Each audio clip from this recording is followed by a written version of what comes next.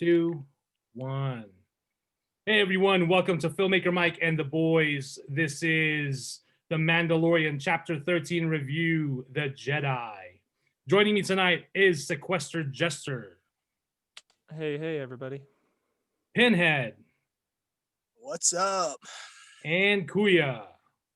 Thanks for having me, Mike. Happy birthday, by the way. Belated happy birthday. Thank you. Appreciate it. Mm-hmm. Yeah, so we are going to be talking about Chapter 13 of The Mandalorian. And what a gift, huh? And it's called The Jedi. And what a gift did Dave Filoni give you, right? An advanced birthday gift. I mean, the best. Oh my God. The best kind. So this episode dropped on Black Friday.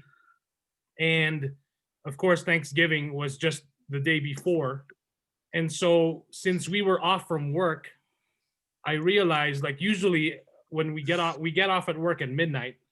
So on a Thursday night, as soon as I get off work, I get home, I watch the episode right away. And for that night, since we weren't working, I was off.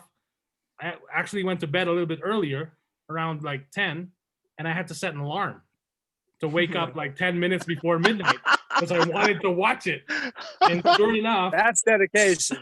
well, yeah, and I mean, of all the episodes that I've been waiting for, this was the biggest one. So Why is this the biggest one, Mike?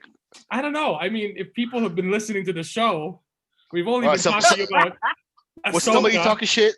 Yeah, was somebody Ahsoka, talking shit? Okay. all caps All right. MF Tano, you know. Okay. So All right.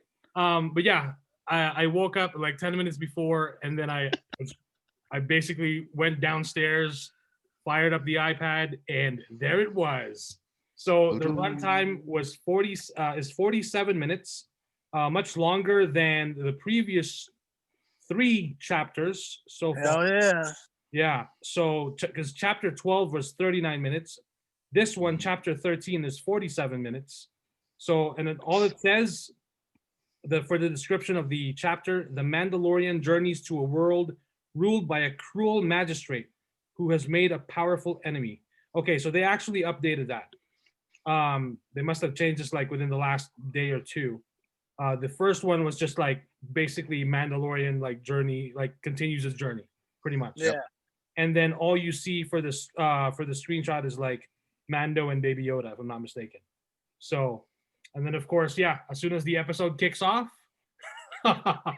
Dude, I couldn't believe that crap. Like, as soon as I saw the white lightsabers, I was like, oh, hell, already? No way, dude. And that was quite the intro, too, man. Just her picking them off like Batman straight up in the dark, you know, in the mist. and I love that she appeared and disappeared with her lightsabers like a ninja, like a ghost, like Batman. Yeah. You know, you name it. And then, my goodness, when so many awesome cinematic shots and cinematography. It's basically, you know, of course, the Jedi. It's no secret that the Jedi have been heavily inspired. George Lucas was inspired by Akira Kurosawa films and Japanese like samurai. Right. So the whole episode is just like overflowing with those tributes and those homages. Even the town was like modeled after like Asian culture. You can kind of tell. Yeah, it was pretty much like when I saw it, especially when we saw the inside of the magistrate's little like home, I guess, or office. It pretty much reminded me of the Japanese tea garden in San Francisco. Yeah. The koi fish there. I was like, ooh, like it's so peaceful, but yet it's so ugly. Like, I mean, it's beautiful inside. And my Julie did point out, my wife pointed out that it's beautiful inside, but outside it's like a desolate, like no one wants to be here in this place. Right. It's because it's like the palace, you know what I mean? All the wealth went into the palace, but the town just got screwed over because of the way they're running things. Right. So, you know, yeah. And I guess I gotta recall, you know, when Mando basically makes his way and they greet him, or when we first see before we see Mando arrive, we see the magistrate and what's Michael Bihn's character's name? I forgot. Oh man, I have no clue. Because like the whole episode I was watching, I was like, man, where is this guy from? I recognized him right off the bat, and I'm like, it's driving me crazy. Terminator. And sure enough, it's Kyle Reese from Terminator, the very first Terminator. Yep. And I don't even remember who he played in it. It was Alien or Aliens? Aliens. Yeah, thank you. So I remembered him from that too, like right off the bat. I was like, dude, it's so good to see him in TV or movie again, like, and to be in the Mandalorian. I was like, oh man, thank you so much for that. As soon as I heard his voice, I was like, holy shit, it's Michael Bean. Yeah. Remember, Mike? I sent you a message. Is that Michael Bean? Yeah, I looked at it. I was like, man, you hit the wall hard, brother. You splatted that wall. Oh, dude. Yeah, That's cool. And so it was nice. Yeah, it was really cool. And then is his armor? It looks almost like used up like stormtrooper or like some kind of like Imperial armor. Dude, that whole like the soldiers and stuff like that. At first, I thought they were totally Empire, but I honestly don't know. I wonder if it's like her own like branch. You know what I mean? So check this out, right? So later in the episode, another name is dropped of a very famous Star Wars expanded universe character. But then, of course, since the Star Wars Rebels series, he no longer is Legends. You know, he's in the canon because he's considered as canon. So those droids, those are HK-87 droids. Yes, we've seen before. Yeah, but what's his name made those? Gosh, he made the actual very first model. What's his name? I can't remember. It's no, it's the. Is it from the Old Republic or Knights? Yeah, Darth Revan is the one that like made the first. Oh, okay. According to Legends. Right. I never fully played that game all the way. That's why I don't. Oh, okay. I still but I know I'm familiar with Darth Revan and Darth Malak. But yeah, as far as the whole game, I haven't really played yet. But so someone noticed on those droids, there is an insignia on the droids, and it looks like the insignia of the 7th Fleet, aka Grand Admiral Thrawn's fleet. Oh snap, dude. So wow. And then when you hear Ahsoka after she defeats the magistrate, she asks the magistrate, "Where is your master? Where is Grand Admiral Thrawn?" You know. Yeah. So she is serving Admiral Thrawn. It feels like they're gonna go with this own like twist on the Timothy Zahn original Thrawn books, like where like Thrawn, like we were seeing what Thrawn was gonna do, or what he was doing after the fall of the Empire. So I'm really curious on if they're gonna like somewhat mess around with that in this show. For a quick synopsis, who's Thrawn for the uninitiated? Very good question. Yeah, I think Mike would be the one to answer this one. Yeah, let me bring it up real quick, because because it is important to mention if we're going to throw his name around. Right. Yeah. So he was created by Timothy Zahn, the author of the I think it's like Age of Empire book, I want to say, and he wrote a trilogy right now called the Thrawn trilogy. The Thrawn trilogy. Okay. Yeah. So I remember that back when I was a kid. Yeah, so like Thrawn is like his baby. He made him, and he got like crazy popular in Legends, and then now I mean they put him in Rebels, you know. So is that old like muscular bearded white man, or he's blue actually. I don't remember what species he is. He's a Chiss, CHISS. So yeah, in the 90s when he debuted in those books, in those Timothy Zahn books, which were really popular again. So if you take it back to the early 90s, Star Wars was essentially done. This is way before George Lucas made the announcement that he was making Episode 1 and doing the prequels. So it was like there was nothing much happening in Star Wars, and that's why for the longest time after Return of the Jedi, George Lucas just allowed a lot of writers to basically expand the universe, hence the name Expanded Universe, with books and comics, and they basically had writers come up with stories after Return of the Jedi, post Return of the Jedi, and that's where you have Jason and Jaina Solo, the Solo twins, who grow up, and then they were inspired by Disney basically took that inspiration, and then you have Rey and Kylo Ren, not exactly photocopy, but then there's blueprints there. And then as far as Grand Admiral Thrawn, They should have copied a little harder because the books were good. Right. Yeah, they were. So here's a brief synopsis on the character of Grand Admiral Thrawn. It says here, Thrawn was a male Chiss with striking blue skin, red eyes, and an angular face, known for his brilliant strategic mind and ruthlessness. And then, of course, when Star Wars Rebels premiered, so Star Wars Rebels, the animated series, debuted, if I'm not mistaken, I want to say like around 2013, 2014. Yeah. This is and this is basically Disney's first animated Star Wars series when they took over. And so when they debuted Grand Admiral Thrawn in that series, all of his hardcore fans, of course, just went crazy, because now we're seeing Grand Admiral Thrawn not necessarily in live action, but in animated series, and now, of course, just playing a bigger part in the saga.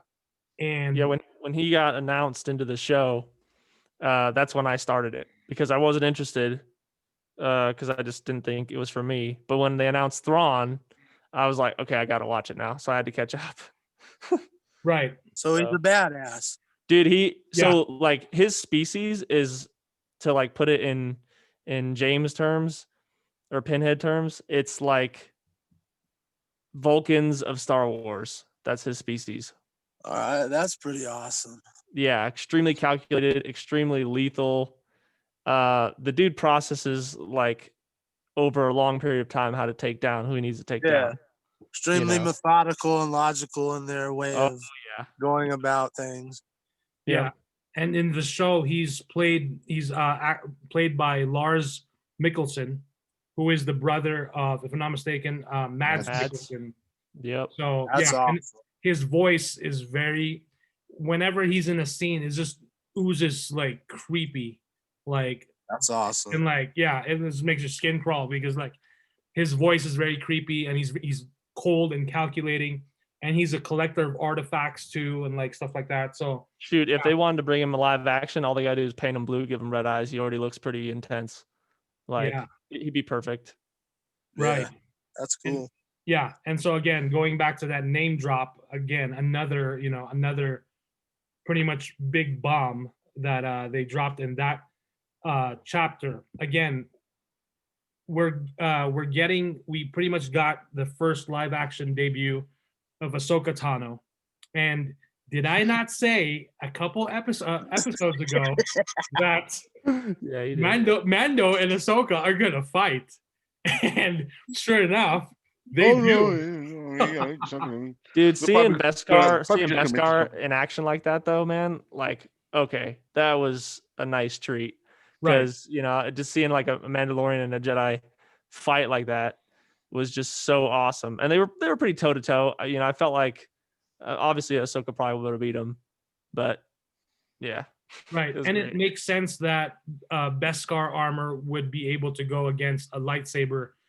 And now I feel like, of course, over the years with new Star Wars movies, now we're seeing like, oh, lightsaber isn't not necessarily not all that, but then there's many other things in the Star Wars universe that can go against a lightsaber, which does make sense, because otherwise, for that historic like Mandalorian Jedi war, if their Beskar armor would not be able to go against a lightsaber, then that's pretty much it. Like, yeah, because and that even further goes with that fight with the magistrate with if it wasn't for that Beskar staff, especially from what I'm being told from Ahsoka, there was no way she would have stood toe to toe with her like that.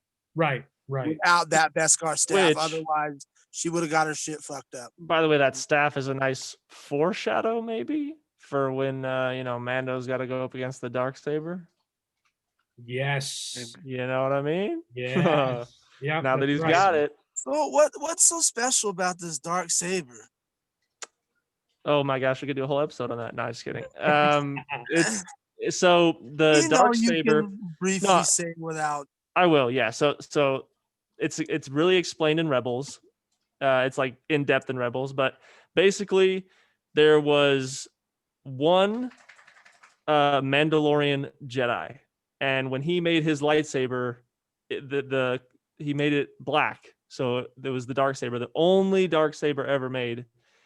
And then when that Jedi died, the Jedi Order kept the lightsaber in their temple.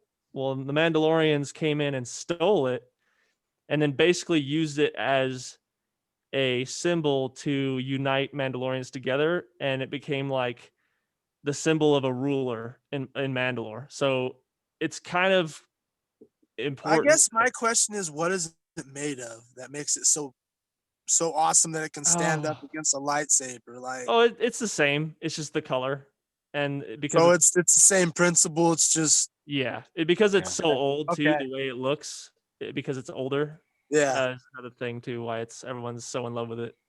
Okay. So, I get you. And basically, so it does say here about the Dark Saber is an ancient and unique black-bladed lightsaber created by Tar Vizsla, the first Mandalorian ever inducted into the Jedi Order. So this is around 1,019 years before the Battle of Yavin. So yeah, they kept the weapon in the Jedi Temple after Vizsla's passing, but members of House Vizsla stole the saber in a conflict with the Jedi during the fall of the Old Republic. And then, of course, in the Clone Wars, we see it. It's wielded by Pre Vizsla, voiced by Jon Favreau, and he's wielding the Dark Saber.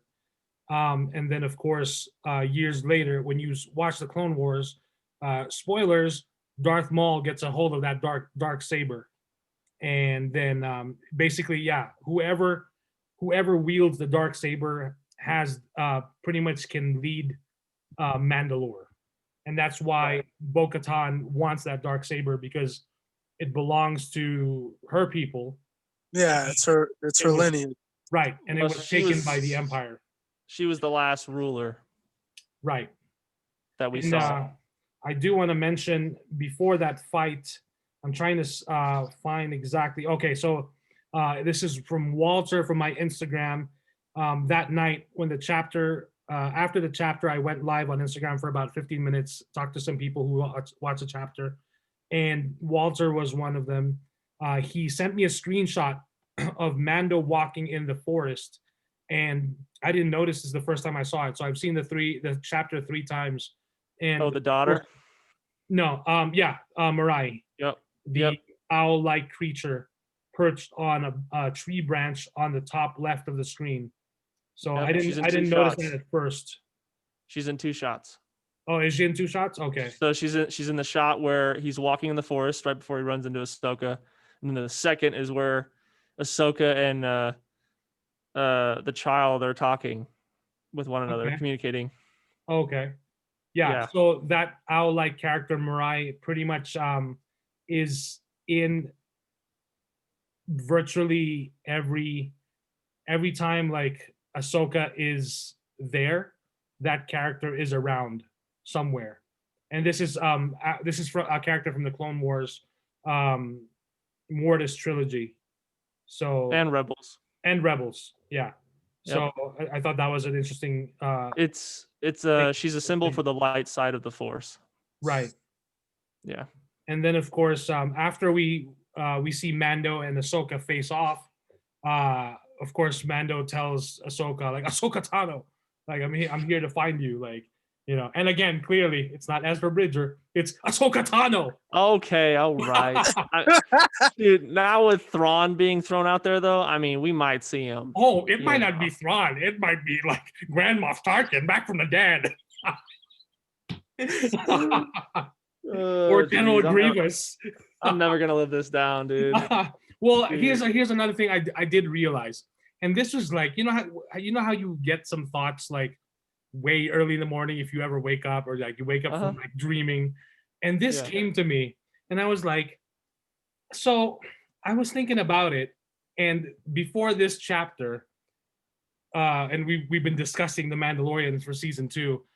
We have Jester who's always saying like, well, what if it's Ezra Bridger? What if it's this? What if it's that? What if it's not Ahsoka? Like anything but Ahsoka, even if they name dropped her. And then I realized, like, hold on a minute. For someone who doesn't like The Last Jedi and doesn't like it for certain reasons, because you're not getting what you're expecting. Imagine you're in that galaxy far, far away, and there's a bounty on your head, right? And then it's drum roll. Instead of being captured by Boba Fett, it's Forlom, and you're like, what the fuck? Like, you've got a bounty of like notoriety already. Like you built something like credibility, and then Forlom comes out, or like Dengar. Like, why Dengar? I want Boba Fett, right? Okay. And then like Bandage Man, like seriously, like Simon Pegg, you know? Okay. Or you've built a reputation, or let's take it into another familiar fictional place called Gotham City, and you're like a new up and come, or like you're like a criminal thug, and you're like, I want the bat, and then a batarang flies out and like hits your hand and takes off the gun from your hand, and then wham, you get punched in the face, and then you see it's Robin, and like, what Robin? I want the bat. Like, that's kind of disappointing, right?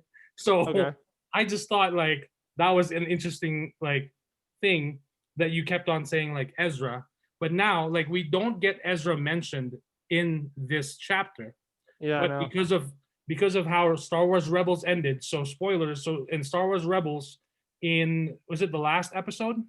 Very last episode. Very last episode, Ezra Bridger basically sacrifices himself, and in order to get Thrawn away from, and like basically like take him out of the equation and save everyone else, Ezra is able to communicate with certain creatures and animals with the Force, and he's able to speak to them. So he's the beast master of the Force. Pretty much. Yeah. Singer. Yeah. He's pretty smart much. singer. And Awesome. so out of nowhere, there's these space whales, because Ezra is fighting Thrawn in a Star Destroyer, right? Yeah. So and Thrawn was winning, pretty much. Right. And so for Ezra to like beat him at his own game, and like he communicates through the Force and contacts these space whales. These space whales like pretty much like are able to like jump through hyperspace on their own with their magic. So they pretty much like hover and like get in contact with a Star Destroyer where Thrawn and Ezra are fighting, and they jump. They make he basically tells the space whales like make the jump to hyperspace, and that's when they make the jump to hyperspace. They disappear, and that's why at the end of that episode we see Sabine Wren, who is the Mandalorian warrior, who is also a friend of Ezra, and Ahsoka, looking for Ezra in the unknown regions. And so that's why when they could have jumped anywhere, right? And that's why when Ahsoka mentions magistrate, Ezra rode the space whale. No, so they're in the Star Destroyer, they're duking it out. Thrawn's kind of winning, kind of getting an upper hand. The space whales are like around the Star Destroyer, so Ezra gets the last minute idea to like, hey, like, let's get out of here. And then so he uses their energy to jump the entire ship with them. And that's the last we ever see of them. Wow. It jumps the whole ship, everything. Right. And so that's why when Ahsoka asked the magistrate, like, where is your master? Where is Grand Admiral Thrawn? Everyone is just now connecting that Ezra is still with Admiral Thrawn somewhere in the galaxy. Because Ahsoka hasn't found him yet, unless But then that's the thing. I'm pretty sure that they are basically setting it up, and that's why this confirms. So when season 2 debuted, we had the first chapter, chapter 9. We had not Boba. Well, we had Boba Fett at the very tail end of the chapter, but then before that we had Cobb Vanth, and basically, when you look at each chapter, so for chapter 9, like Boba Fett was trending. Of course, Mandalorian was trending. I'm not sure if Cobb Vanth was trending, but then basically every chapter, like you had some trending, some certain topics trending on Twitter for each chapter. But for this chapter, you had, of course, Mandalorian was trending. Ahsoka Tano was trending. Clone Wars was trending. Dave Filoni was trending. I can't remember if Grand Admiral Thrawn was trending as well, but yeah, Thrawn. I saw that Thrawn. Oh, okay, yeah. was So trending. you basically had so much things just from one chapter, from this chapter, trending, and now this No, basically is- Gorgoroth trending or whatever his name is now. Grogu. Yeah, Yeah. Grogu, yeah, that's Grogu. right, Grogu, Yep. which we Okay. haven't mentioned yet until now. But yeah, thank you. I for would pointing hope it out. that was trending because that was a big part of that Yeah. that episode. Right, It right. was- Gorgoroth. And so yeah, we do find out that we find out more background now as far as Grogu, Baby Yoda, and now you've got people arguing and saying like he'll always be Baby Yoda to me. You can't rename him or like Of course. Yep. because when the show debuted, everyone said Baby Yoda, but Disney says no, he's the child, and then now they're saying Disney's saying he's Grogu, when everyone's now saying no, he's Baby Yoda. Like don't take it away from me. Yeah. But yeah, it is interesting. Deal with it. that- His name's Gorgoroth. You get used to it. Dude, my brain went instantly to like, did she just call him Goku? Like, are we doing Dragon Ball Z in here now God. too? Because I was like, that's what I kept saying was Goku, you know? But, Yeah, it was really. I love that scene when after, of course, Ahsoka and Mando face off for a bit. She's sitting with the child with Baby Yoda, and then they're basically just looking at each other and they're communicating, and you can tell like there's so much Having a going full on there. conversation. Right, and I really love the score in this chapter, and that part is just beautiful. So did I. Yeah, and then when Ahsoka appears at the beginning, and I believe at the end, and then even at when they attack the city, the town, you hear Ahsoka's theme from Clone Wars, and it's just like, wow, it's just the best Yep. thing. Like, man, for knowing this character for like 12 years now, from 2008, from that Clone Wars movie to the series, and then Rebels, and then now here, like it's quite a journey. It's pretty amazing. So yeah, Yep. we find out that Ahsoka tells Mando that his name is Grogu, and he was being trained at the Jedi Temple during the Clone Wars. So, Yummy. yeah, right. And then we also, I guess I just forgot this didn't click until just recently. Grogu is 50 years old. He is essentially the same age as Darth Vader. Because by the time of Return of the Jedi, Darth Vader is essentially around 50. Right. So, but I guess, or maybe if Grogu is now, if Baby Yoda is now 50, I guess he's a few years younger than Darth Vader, but he's essentially like they're pretty much if you look at the timeline, they're pretty much close to age with each other.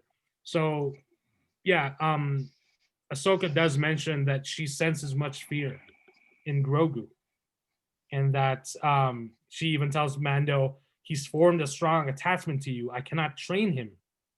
And sure enough, a lot of fans were speculating we may get something along the lines of The Last Jedi when Rey was handing the lightsaber to Luke and asking Luke to train her.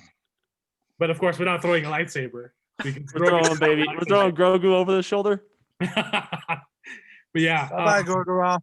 But then it does make sense because as we know, even from the original trilogy, when Luke went to Yoda and Dagobah, Luke was saying, I cannot train him. He is too old, and basically also like too old, and like all these things have already happened. And that's why in the history of the Jedi, unfortunately, the not so good history about the Jedi is they basically take younglings or babies while they haven't formed attachments yet to their mother and father so that they can train them as Jedi. They basically sense them in the Force, and then, they ask families. I'm pretty sure, I can't remember if they forcefully take them or they just basically like let them know like, hey, what was that? And that is a form of indoctrination, unfortunately. Oh yeah, dude, Jedi Order is totally a cult, bro. Like the Jedi Order is corrupt. Right, and that's why, which makes you look at it going, where's the dark side and where's the light side? That's why Ahsoka was such a hero, because like she saw the truth and she was like, I don't want to be a Jedi. Fuck this. Right. No, you're right. You're right. And of course, the whole spiel of the Jedi was, it's for for the greater good of the galaxy. But then to what end? to what end does that happen, when you're taking, Right. and that's why like there's been other stories where they explained, like even the expanded universe, when Luke post Return of the Jedi, when Luke started the new Jedi Order, this is way before Disney, he basically changed everything up as far as like Jedi, like you can have a relationship. Like he basically married Mara Jade.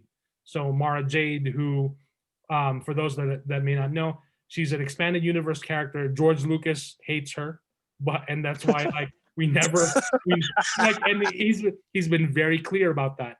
But Mara Jade was a character that was created as she was basically the Emperor's hand. She existed around the time of the original trilogy, and her task by the Emperor was to basically kill Luke Skywalker. She had a purple lightsaber, and she was basically like trying to hunt and basically kill Luke Skywalker. And then you have another story later of like this wizard of some sort, like scientist, Joris Seaboth, who tried to clone Luke Skywalker. If I'm not mistaken, from his like decapitated hand. But I could be wrong. Yeah. Oh, you're right. Uh-huh. Right. And then the clone of Luke Skywalker was called Luke with a W. And that was the clone. That was the clone. I mean, so original, right? Yeah. That was the clone. Yeah. Years later, Mara Jade got to kill that clone of Luke Skywalker. So she kind of fulfilled her, her mission for the Emperor. Yeah. And yeah. She's like a bad home. So wait, real quick. Yeah. So now that we're discussing that Grogu, the name of the clone, is now we find out that he was trained by the Jedi Order on Coruscant, and then when Order 66 went down, he was taken from the temple and then hidden, but he doesn't know who took him because his memory went dark. Right. So my question to you, Mike, is who do you think took him? I think it's Yoda. Really? I mean, no. I'm just really curious what you thought. Him and Obi-Wan were in cahoots, and they hit him. So you're thinking you're like mind's going to like total Yoda Yaddle baby, right? Yeah, I mean, but then here's the thing: like, if he was training there, then you would think that other Jedi, other younglings would have seen him, and they would have been like, "Oh, who's this?" And like, where did he come from?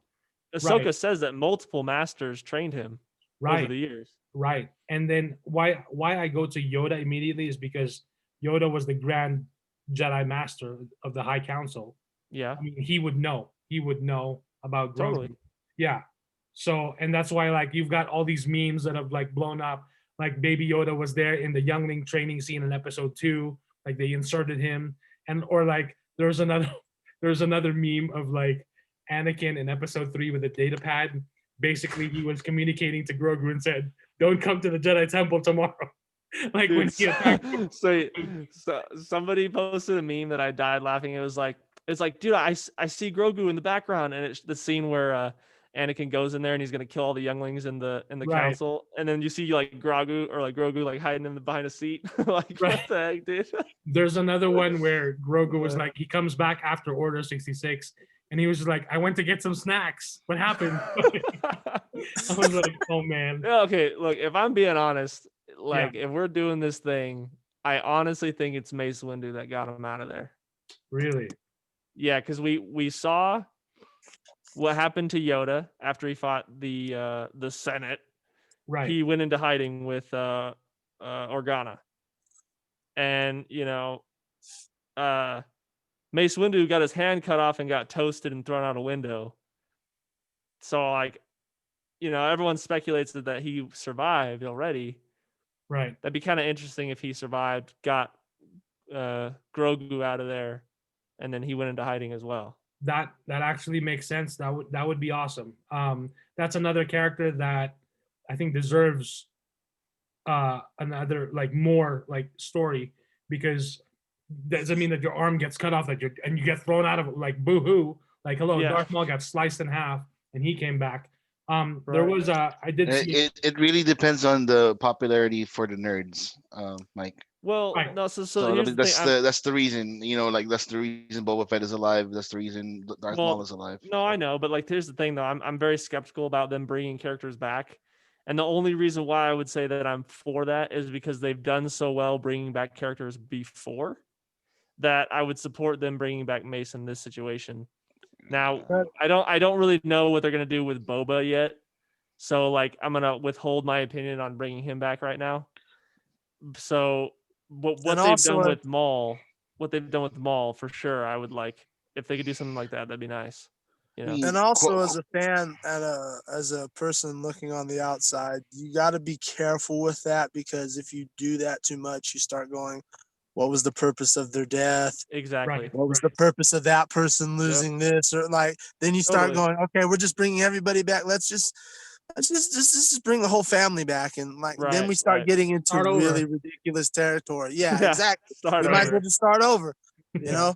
Bring Padme back, bring back Shmi, like bring them all back. Because if we're really going down that territory, we might as well just go full blown and just do it. Yeah, commit. Yeah, shit or get off the pot, as the. I agree. I think the only way that's why they're able to get away with it with certain characters is because popularity. If it's no, it's not. It's not just popularity. If it's a Jedi or a Sith, they have the Force. So, like with Darth Maul, they explained it like, his rage for the dark side and like revenge. So, what about Boba Fett then? Well, again, Mandalorian or armor, he fell into the pit, but we didn't see him like obliterate or like, But that's not Beskar armor though. So, Kuya, to your point, like that's why I'm withholding my opinion, because we don't know, like, his story hasn't fleshed out enough yet to where like I'm like, yeah, I'm glad they brought him back. It's just kind of like right now. And that's what's crazy. Like, it's not only not Beskar armor, but the way they describe the way, like, when you fall into the Sarlacc pit in the Return of the Jedi, it makes it sound like it's the most agonizing. It makes hell look like Disneyland. Right.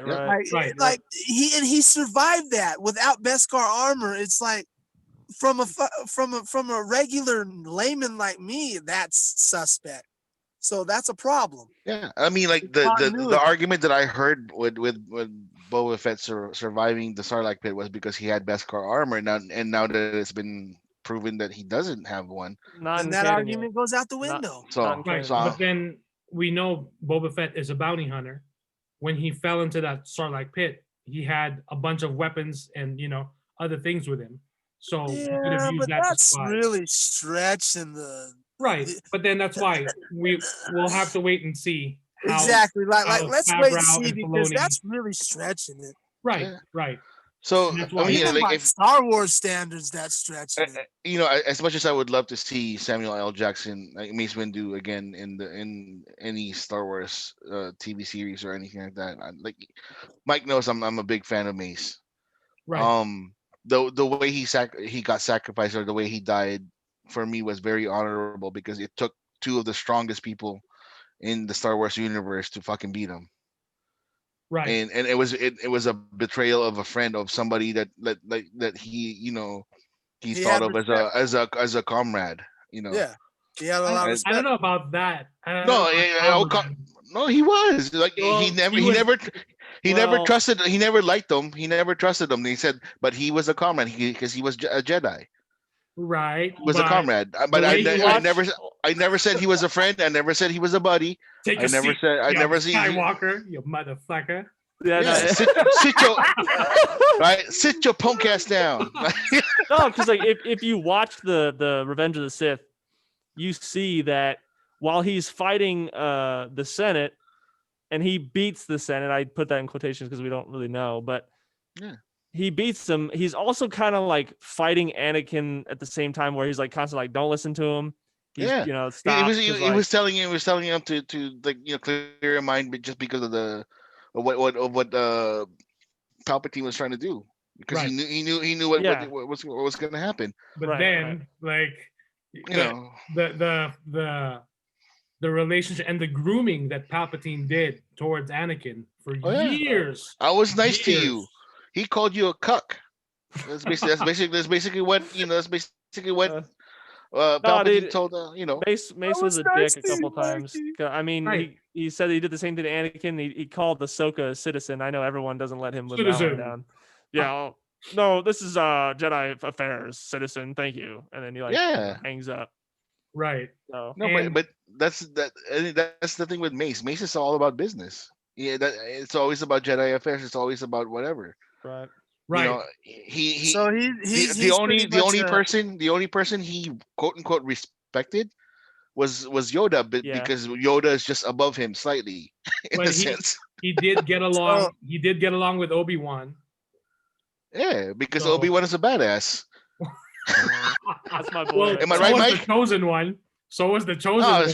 Yeah, whatever. And, but dude, Obi-Wan was the real OG, dude. He was part of the council, but he's not a Jedi. I don't like Jedi that. master, I don't though. like that little. You need to be called a master in order for you to get to be cool. And that's why he said. In his defense, though, Anakin was always, it's not fair. The council's never picking me. I hate sand. Well, that's I why. hate sand. That's the thing. That's why everything in Star Wars universe is sand. Because I hate sand. Well, if you remember, they wouldn't grant him the rank of master. Yep. And then this was already. This was already through. Now, when you take the Clone Wars into account, everything that he's done for the Jedi, he's basically become the poster boy, of the Jedi count, of not just the Jedi Council, but the Jedi itself. He's basically one of the big heroes of the Clone Wars, and then they treat him like shit. And then after that council meeting, Obi-Wan tells Anakin, the council is asking you to report on the Chancellor's dealings.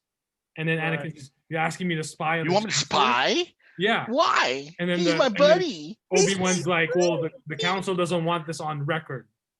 And then he's like, you guys are not gonna grant me rank of master, but you want me to spy for you? What the what the fuck? And I understand that, but at the same time, you're supposed to have this calm as a Jedi, and if you're a Jedi master, that's not supposed to. That shouldn't break a sweat to you. You should be like, yes, master. I'm cold, sir. I'm going about my business.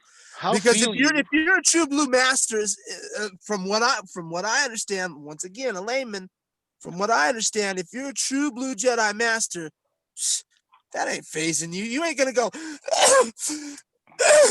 Dad. He didn't pick me, so I want you to beat him up like that. Right? If you're Jedi Master, you're not gonna be a bitch like that. You're gonna be like, okay, I'm standing tall, but I'm gonna prove to you my value, and I'm gonna make sure the next time at this council meeting, you bitches ain't gonna pass me up because I'm gonna show you that I'm a Jedi Master. Acts, not deeds. Right. Earn that, but because the thing is, he didn't earn the title. Right. That's what I'm saying. That's why I say, from a layman's perspective, that makes you look like a bitch because you're sitting there going, no, but that's what Anakin said. After everything I've done, like that kid who got whooped by the switch, and he's,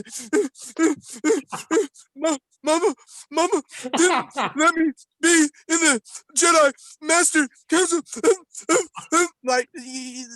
That's bitch made shit. You ain't no Jedi Master. You're a little boy. No, so that's why they paired him with Obi-Wan. Because Obi-Wan is literally what the Jedi Order stands for. He's the golden child, you know what I mean? Out of everything that Obi-Wan went through, he always stood his ground, was always there. Yeah. And that was kind of like a nice, contrast. Yeah. So, which is cool, but if you recall, there's very many times where Obi-Wan got pissed off with his petulance as well. He was like, this kid's starting to piss me off. Yeah. Right. I love him. He's my apprentice, but his petulance is starting to piss me off. So even the Obi-Wan scenario, but the difference that's why it leads to Revenge of the Sith, where we had to have them battling each other at the very end, because it is literally the very end of okay, we're going to see if the petulant child can really become the master and defeat Obi-Wan. And we saw how that unfolded. We saw it, yeah, exactly. Right? And then we saw, and it ended in a tantrum too. You underestimate my power. You underestimate my power. I'm stronger than you. I underestimate my power. He almost wanted to say, "Fuck you, you piece of shit." Like he wanted to. If it wasn't Pete.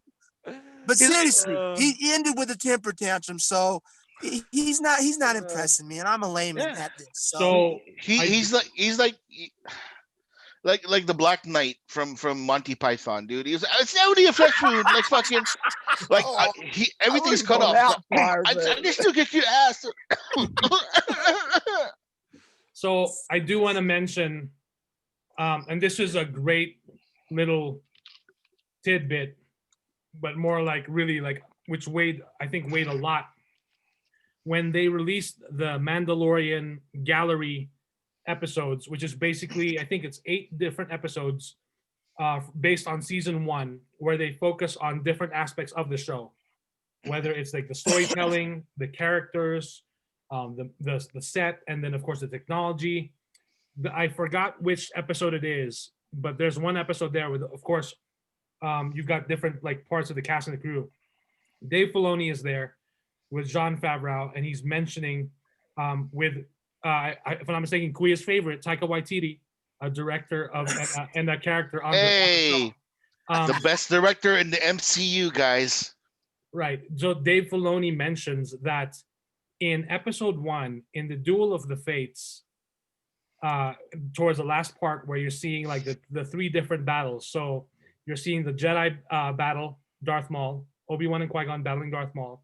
You're seeing the space battle with Anakin, or actually there's 4. You're seeing the space battle with Anakin and the Naboo pilots. You're seeing the Gungan battle with the battle droids, and you're seeing Padme infiltrating the throne room against the Trade Federation. So in the Duel of the Fates with Obi-Wan, Qui-Gon, and Darth Maul, that glorious lightsaber duel, Dave Filoni mentions there is so much at stake there, in that it's basically a battle for Qui-Gon, that Qui-Gon has to win, because Qui-Gon is the one who found Anakin, and he wants to train Anakin. And he told Obi-Wan earlier in the movie, he tells Obi-Wan early in the You're story, ready. Obi-Wan is ready to face the trials to basically achieve knighthood, to be a Jedi Knight.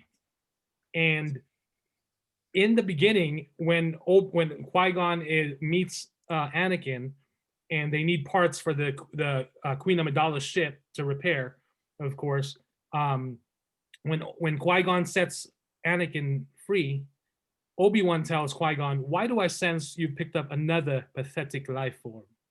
And that's Anakin. And it shows like Obi-Wan doesn't really care about Anakin at first. Like he doesn't. And that's why when Qui-Gon fights Darth Maul, it's really the future of Anakin at stake. Because Qui-Gon is basically the one who was supposed to train Anakin. But of course, we don't get that. Darth Maul gets the best of Qui-Gon, kills him. And then Qui-Gon, his last dying words to Obi-Wan are, "Promise me you will train the boy." And the council even goes against that at first. But then towards the end of the movie. they ended up like right. Yoda just basically like zoom forces everyone and be like, "I agree with you, the council does fine." Yeah, because Obi-Wan said I was gonna do it anyway. I'm gonna train him. That's a promise. I gave Qui-Gon my words. Like, And that trade dealer in the background's laughing it up at the end of the day, going, "You shouldn't have rigged the dice and took him from me. You deserve to die." Watto. Oh man. Yeah, Watto. So stupid Jedi. And that's why but of course Dave Filoni does a way better explanation of it. Check it out. It's on Disney Plus. Like when that episode dropped, or when people got word of that trended. Duel of the Fates trended, and it expanded more on what George Lucas was trying to do with episode 1, with the Phantom Menace, as much as it got hate years ago.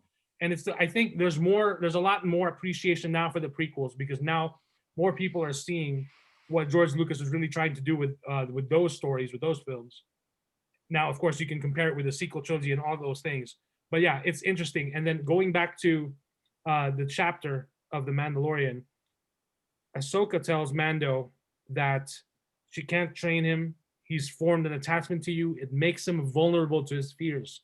I've seen, and here's the line that got everyone like all in their feels because everyone is like, I know who you're talking about. She says, I've seen what it can do to a fully trained Jedi Knight, to the best of us. And of course, she's referencing Anakin Skywalker. She was talking about herself because she loved and cared about Anakin. All they needed to do was. It wasn't about like when people think, oh, it's about Anakin. No, it was about herself. That's how you saw it, huh? Oh yeah, that's how I saw it. It was like, hey, I saw the best of me. I didn't see that. But I know, because I thought it was interesting that she didn't name drop him, but she name dropped Yoda when she said, I've only seen one like this creature before, Master Yoda. So, go ahead, sorry. Which people flip the hell out too, because, I mean. What about Yaddle? Alive. There's the meme now of Yaddle, like, oh, what about me? Yeah, you forgot me. Yeah, Don't forgetting about me. She's in the kitchen. She got hers in. She got hers in. Well, apparently Yoda got his in because that's. Well, she got hers in because she got. We don't know how these alien life forms procreate. Yaddle's gonna be it might be Yaddle getting it in. In 2020. Yaddle's like, where's my child support, bitch? Like, yeah, I'm pretty sure it's old-fashioned plug in the socket Child's kind of independent woman in the background. Yeah. Right. Maybe the force is strong within her. You know what I mean? Then because she kept saying too that like she never said that like, oh, I'm not a Jedi, because we know that she's not.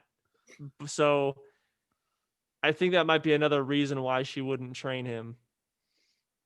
To me, that's what I got out of that. Right. Well, it's also interesting that she does mention to Mando it's better to let his abilities fade. Yeah. Over time, and then of course we see the training the next day when she tests him with the Force, and then with a rock, but like screw the rock, give me the shiny ball, give me shiny, give me my ball. Yeah, and it was like super fast too, right? Like as soon as I said, oh, you can have this one, got it, thanks. Right, which he was playing with at the beginning of the chapter, and of course going back to season 1, he's always played with that thing. So and then when she asks Mando to do that, Mando says, come on, kid, and then she's like, Grogu, like use his name, like connect with him. And then and sure enough, when he does, like he reacts to it, which totally makes sense. And it's basically like, yeah, you're talking to a child, you want to connect to a child, you don't just say, hey kid, you call them by their name, and you direct them, with an instruction, so they will actually reciprocate and listen.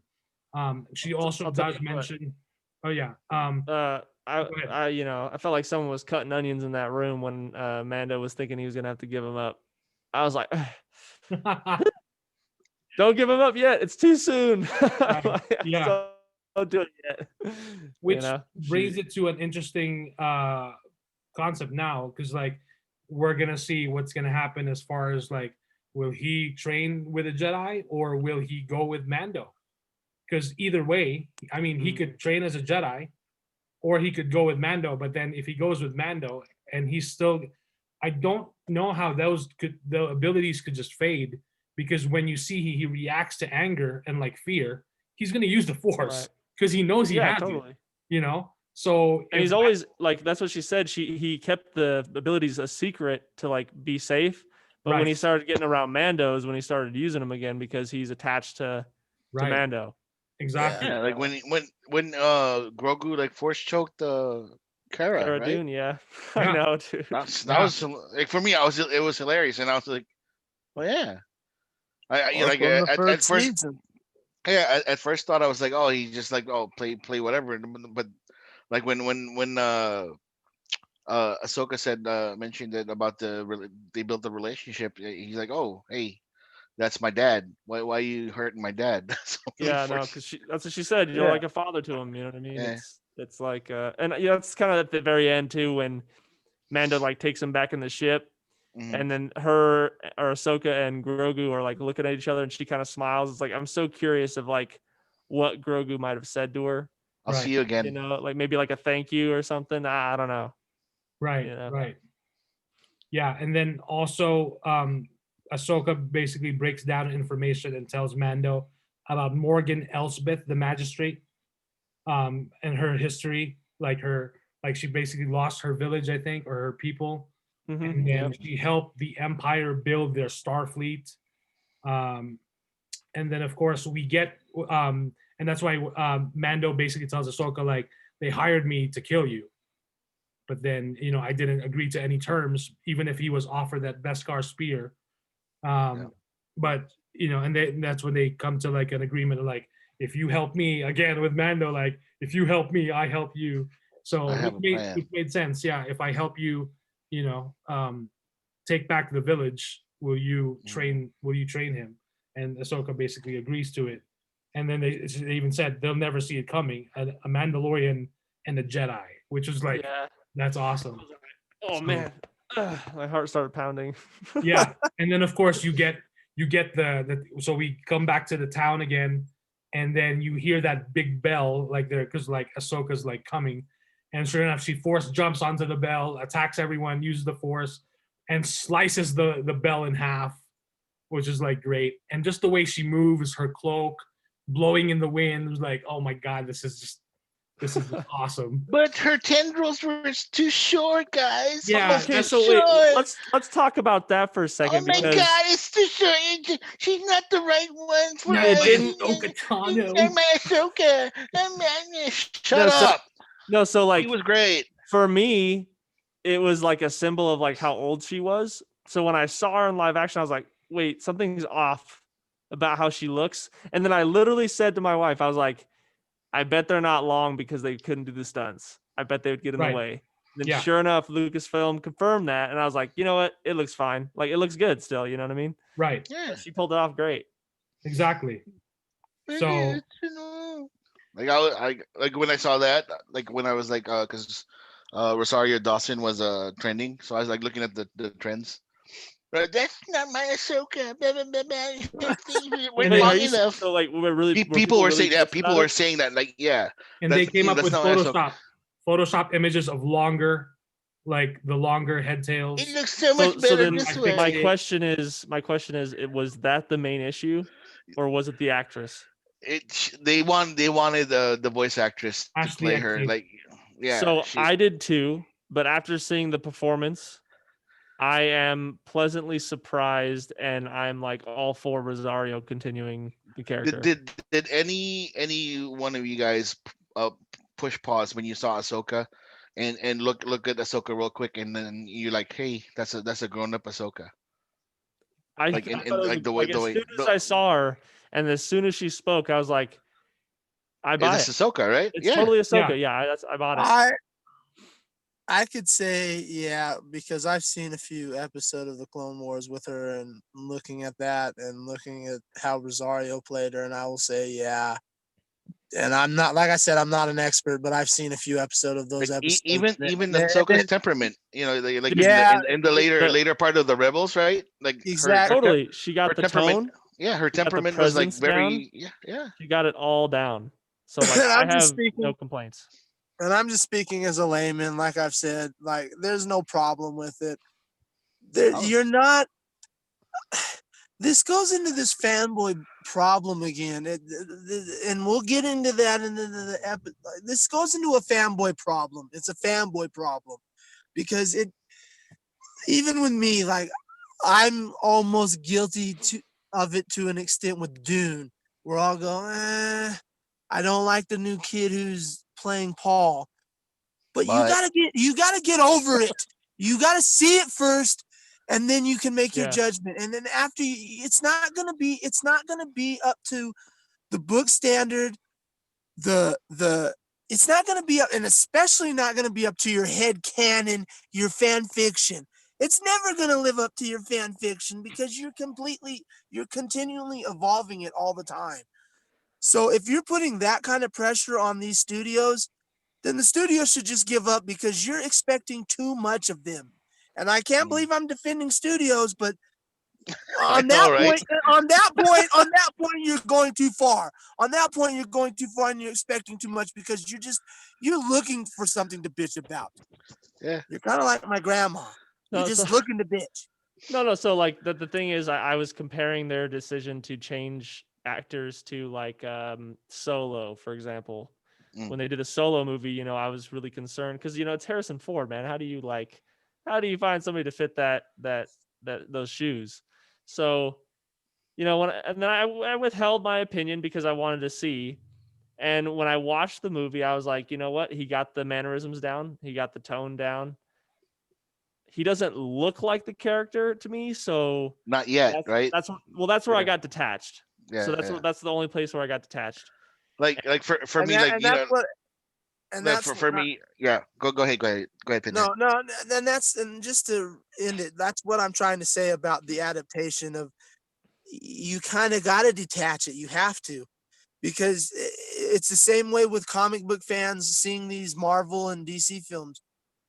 It's not gonna live up to the book. It's just not going to. You have to detach, because if you do that, you're gonna be miserable through everything that comes out. Everything. I totally agree with you. But in the case of Ahsoka, they got all their ducks in a row to where like it's almost indistinguishable for me.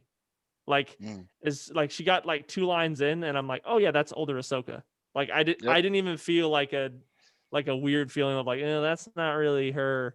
Like it's probably because Dave was directing it, because he's so in tune with that character. He's probably directing Rosario really well, and Rosario is a really, really phenomenal actor. Well, didn't she say she's a fan of Rebels? I don't know. Wasn't she a fan of like the Clone Wars with Ahsoka? I heard, I could have sworn I heard like in an interview that she said that she was she wasn't like a huge like diehard fan, but like she followed like the Clone Wars with the things because of the fact that there's a female character that's actually kind of important in that realm. You know what I mean? When it's a patriarchal universe, and this one little girl who grew up, or who was hated at first, right? Because people thought she was annoying at first. Yeah.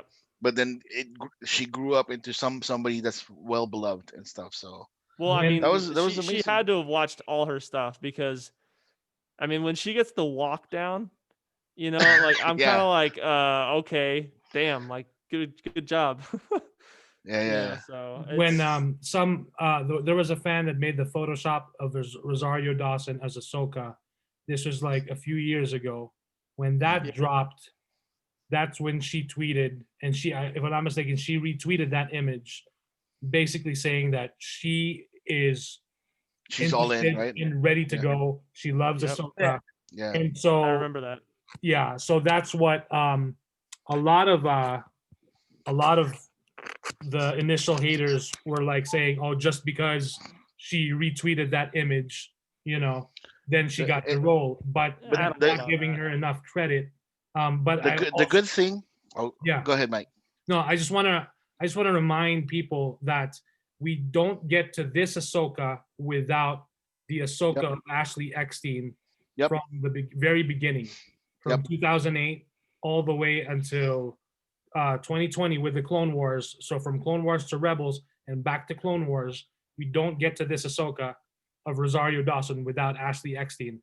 And Ashley Eckstein basically on social media, gave her blessings, right? Yeah, gave her blessings, and she welcomed Rosario Dawson to #Team Tano. So see, and that's a beautiful thing, and that's why exactly you toxic fanboys. Not that it's going to change your mind. You should look at that and go, hey, your goddess, your God has actually given the replacement blessing and carte blanche to go forward. So change your diapers and calm down. Here's the disturbing thing: those hardcore fanboys, they don't care. No, hold on. They're going to be editing a lot of photos. Yep, and then they're going to put like what's gonna happen? Rosario Dawson, wasn't she in Sin City? No. Well, yeah, but she was in Alexander, right? Oh yeah. Colin Farrell's Alexander. Okay, fine. That's fine. Let them do that. That's what the retards do. No, I know. So, Hey, but, like, you know what? Hey, the brain dead idiots who have no respect. That's what they do. And I know that's what I'm worried about. it's gonna happen, but that's you know, gonna happen. You know. Yeah, it's horrible. So but... just a clarification, it's not just the fanboys who are hating. There's a lot of, well, maybe not a lot, but I've seen it online. There are those fangirls who are like, Ashley Eckstein is Ahsoka Tano, and they hated already when Rosario Dawson was like basically confirmed on Variety, and then up to now. But I'm just like, hey, you know what? Well, and this goes for the same fans who also like when Disney announced a sequel trilogy. So some fans are up to this day are still like, oh, Star Wars ended with Episode 6, Return of the Jedi, and that's fine. That's totally fine if that's what they want in their canon, you know. But again, the character will go on. You know, these characters will go on. The story will go on. Whether you jump on board or you get off the train, you know, it's up to you. So you can I'm gonna use this platform now and tell you guys that I don't want to be a toxic fanboy anymore. So Taika Waititi did a good job with Thor Ragnarok. I still don't like the movie take because that stuff back. Stop. No. Hey, I still don't like the movie. For 10 episodes, we heard nothing but no. Hey, but I'm gonna start it right now because I want to change. There's a difference between having strong opinions and but what Pinhead said, like, you know, hit me in my heart, like just saying, like, you know, comic, you know, the comic things and all that stuff shouldn't be whatever in the movies, and I understand they needed a Hulk movie, right? So they used the Thor Ragnarok as the Hulk movie. Ooh, I'd like to say pause first until the next episode, because when you listen to that voice message, it will add more fuel to what you're saying. Yeah, and not only that, you're trying to when you do that, what you're doing, Kuya, you're trying to put me into hypocrite mode, and I won't stand by that. Yeah, you are. I'm not putting you as a hypocrite. I'm saying like, seriously, what you said touched me. Like, seriously, it did. No, it didn't. No. You're being an asshole. No, I'm not trolling you at all. I swear to God. Yeah, you are. No, I swear. Okay, well, ladies and gentlemen, we'll see how that tune continues on to this next episode, because I'm telling you, you're not going to have that same tune. You're not going to be beating that. You're not going to be doing that. I'm telling you, I know this kid. Jedi mind trick. Mind tricks don't work on me. Only money. So, but it's okay. Money. Like, again, you know, I when I heard about like Rosario Dawson becoming Ahsoka, I was like, okay, that might be kind of a stretch. But then when I saw her in person, I was like, yeah, good. That is Ahsoka. The way she talks, the way she walks, the way she slices every, you know, in half. That's kind of cool. She did great. So it was kind of cool.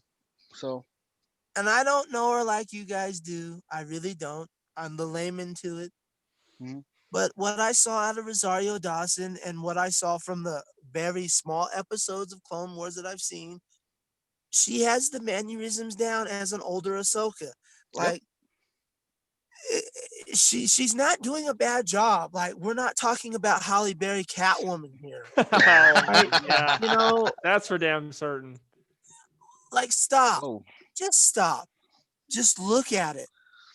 Like I said, we're not gonna get all the adaptation to what we want to a T. If that's the way it was, if these people tried that, nothing would be created, because you'd want something, and then Kuya would want something, and then I would want something, and then Jester would want something, and then this guy over here would want something, and it'd be just a clusterfuck nothing would get done.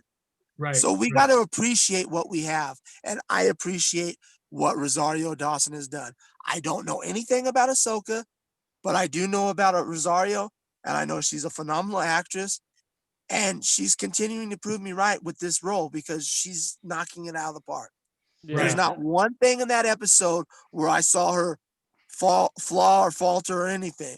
She was Rosario Dawson doing what Rosario Dawson does best, being a kick-ass actress and looking absolutely great doing it. Right. Simple as that.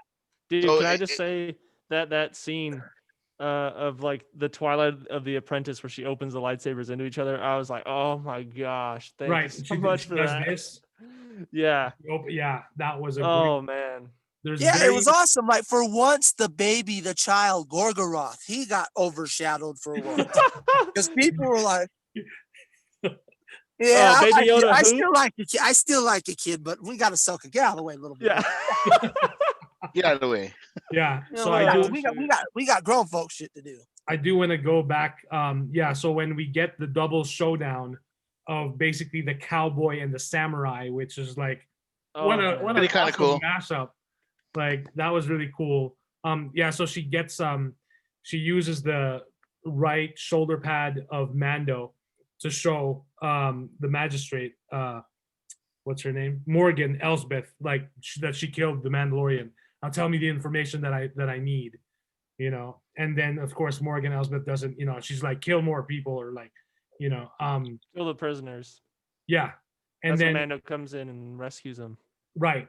And it's great to see Ahsoka with those double-bladed, the double white sabers, because she's like blocking and like everything.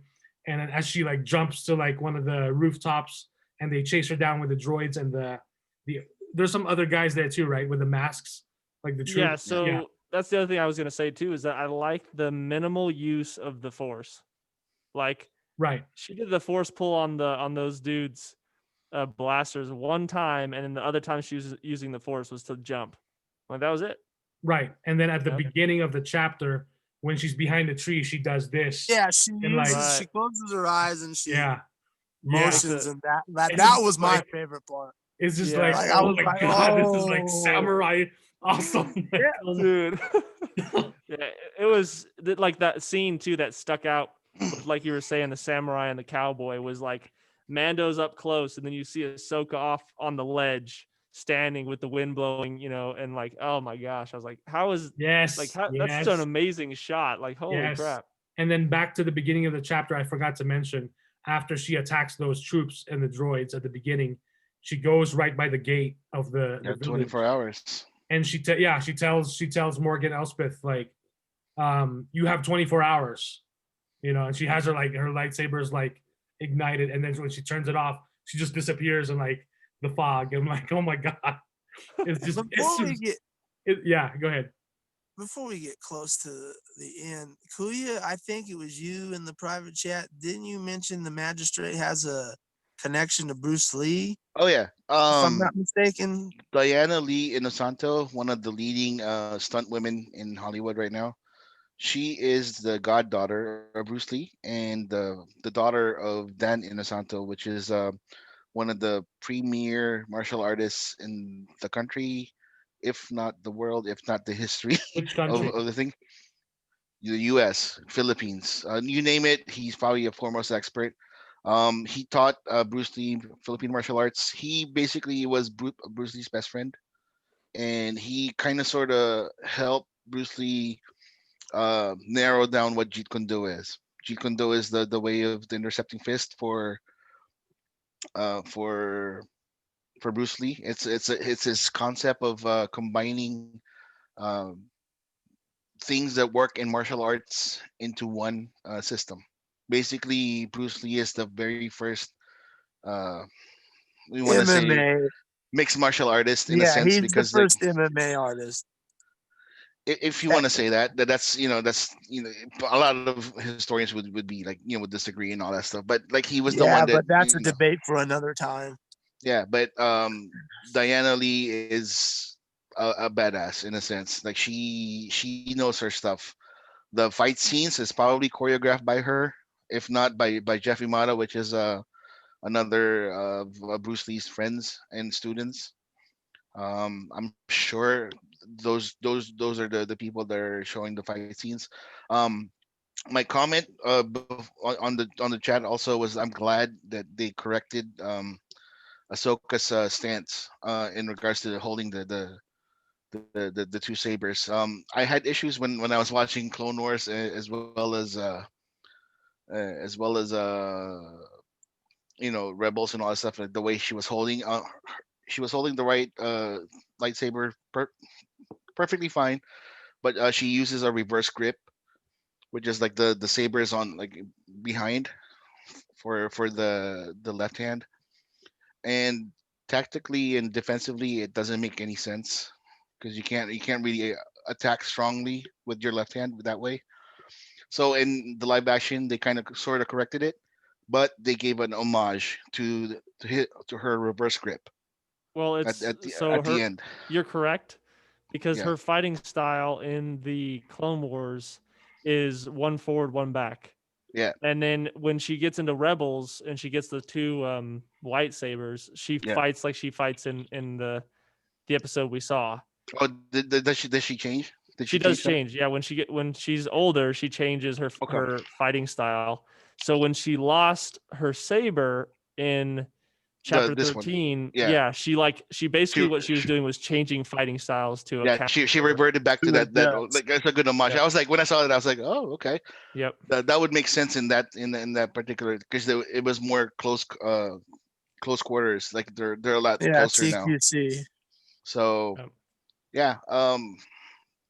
again, phenomenally shot by Dave Filoni. That was a masterful stroke of cinematography and action scenes and stuff.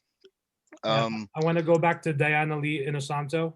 Yeah, she was also one of Bruce Lee's students at near the end, if I'm not mistaken. Yeah, and then she posted on her Instagram with a caption, "I'm extremely grateful and deeply humbled at this moment. It's overwhelming. I'm so honored to have worked with this amazing cast and crew. As a lifelong Star Wars fangirl, I've cried me an ocean of joy, maybe even the size of the planet Camino, and to have my childhood dream fulfilled. I'm feeling the true essence of gratitude. Mabuhay. May the Force be with you." And then she also added, "P.S. This debut day of November 27 holds special significance as it is also my godfather's 80th birthday, the late Bruce Lee, a man that shaped the future of me and my family." So that's right. I was born the day after Bruce Lee. Fucking yeah. I thought that was awesome. Nice. So, but yeah, that was, and when I did see her, as soon as I saw her, I was like, she looks so familiar about her. Huh? Yeah, she looks so familiar. Like when I saw her, I was like, "Wow, she's normally the stunt person. What is she doing?" And then like when she's go ahead. She's actually like doing scenes, and I was like, "Oh, okay, that's awesome." Right, and then to her credits, she previously worked as a fight and stunt choreographer on films including Alita, Battle Angel, and Spy, as well as the TV series Lucifer and Shadowhunters. So she studied many different styles of martial arts, including Jeet Kune Do, the martial art from Bruce Lee founded. And it was pretty cool. And again, like when she has that duel with Ahsoka with that spear, it's just like, it's awesome. And then of course, at that part in the duel when Ahsoka loses one saber to the koi pond, it's like, oh, here we go. And then Ahsoka has this stance where she's holding the other saber back. And it's like, backwards. Watch the magic. And sure enough, like it is, and like you mentioned, it's really well shot. The fight scenes where you're not getting too much movement from the camera. You're able to just take in the action and actually understand what's going on without like flashy camera moves whatsoever. Yeah, and and the cowboy scene with Mando and then the guy or Michael Biehn was like the standoff.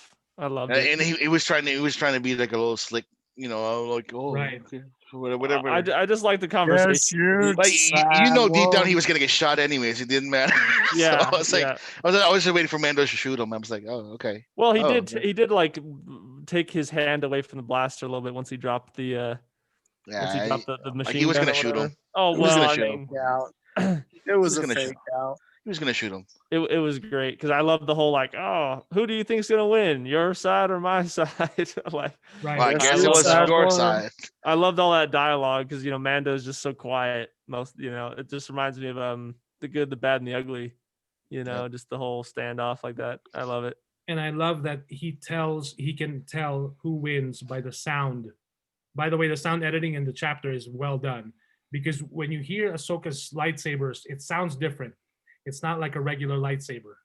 And then when you hear the Beskar spear, so yeah, when they fight, when Ahsoka when the Beskar spear when- dropped, like he's like, oh, Yeah.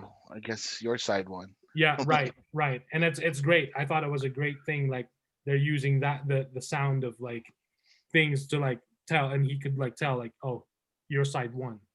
So, and then of course after that, we don't see what happens in the magistrate. Ahsoka just pretty much holds a lightsaber close to her and tells her where is Grand Admiral Thrawn, and then we never get the answer, of course. So stay tuned until the next next chapter. Same bat time, same bat channel. Exactly. So maybe season ending cliffhanger, maybe. Perhaps. But like I said, I was trying to mention earlier, this chapter is basically Dave Filoni showing Disney executives and of course the fans, like, I can do an Ahsoka spin-off series. Here's a taste. I'm all for it. Yeah. Like this 46-minute episode, like I'm all for it. Like I'm like if there's an Ahsoka series, right? Yeah, count me in. I'm like, and in a like we now have a Mandalorian series where it's basically space cowboy, single dad, adventures every chapter. Yep. We can get. I mean, part of the essential bloodline of Star Wars is the Force and Jedi. So I don't see why we couldn't get that Ahsoka spin-off series, especially with how well received this chapter was and how multiple things about it just like trended and like got everyone. There's gonna be so many Ahsoka girls in Disneyland once it opens, man. There already are. No, everybody's gonna be grabbing like the dual lightsabers and shit. Well, they're already selling it. They've been selling it. They're already buying them, dude. Right. When I went to Disneyland, or sort of Disneyland, outside the gate. Yeah, outside the gate.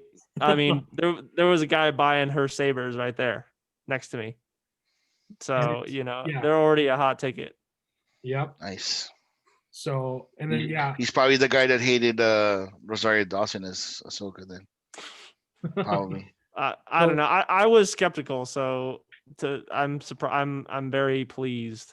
But even though I was skeptical, it's nice when you're wrong sometimes. Like, I'm totally fine. I'm totally fine being wrong. Like I've clearly been wrong this entire time we've been talking about the Mandalorian, but no, this season was like the worst season. this season wasn't your season, man. But I'm one happy guy for being wrong right now. So yeah. So we do see the I guess one of the villagers who is originally like the magistrate, the nice guy. Like he gets reinstalled, and then Ahsoka offers Mando the Beskar spear, but Mando's like, no, I didn't earn it. I can't take it. But she's like, well, I still think this belongs to a Mandalorian. And like, who mentioned that it would come into play later on? Yeah, Jester. So who knows? You could be right about that one thing. Dark Saber. You never know. I might be right sometime. Right. But then, and that's the thing. Like, that's the thing I'm thinking about. We're building up to something here with what's his name? Moff Gideon. Moff Gideon, yeah.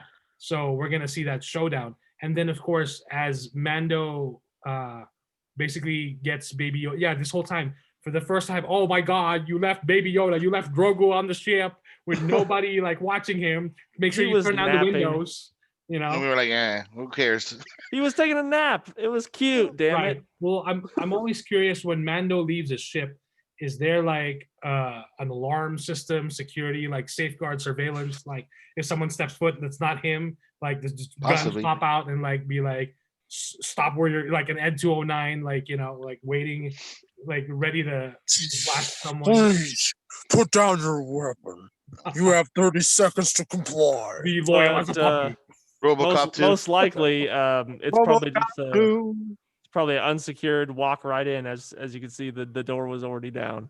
Or or the Jawas. I mean, when the Jawas like raided it in season 1. Oh yeah, But yeah, so Mando wakes up the kid, tries to wake him up, and then we get the brief shot, that moment of like, oh my God, is Disney gonna let go of their $1 billion marketing little muppet?